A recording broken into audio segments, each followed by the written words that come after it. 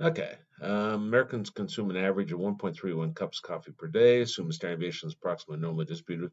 With a standard deviation of 0.5 cups, find the z-score of 3 cups of coffee.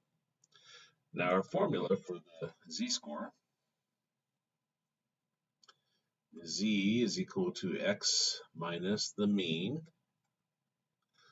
over the standard deviation. Boy, I apologize for my writing there. That's mean standard deviation. Now, x will refer to the number they're talking about in the problem in terms of finding the z-score. Find the z-score of 3 cups of coffee. So x is going to be 3.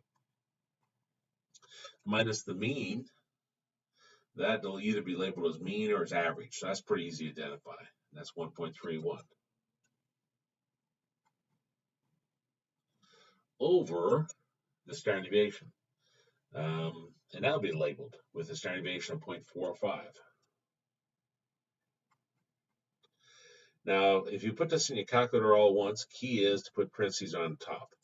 If you got a basic calculator that doesn't have parentheses, then do it a step at a time.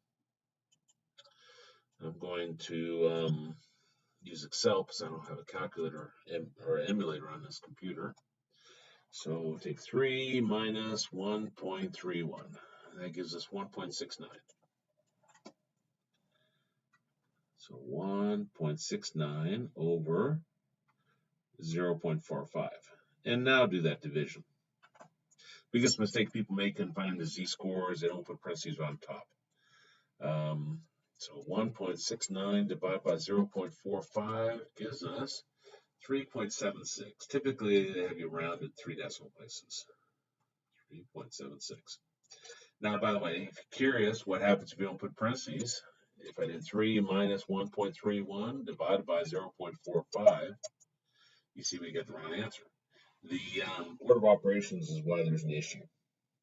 And that's our problem.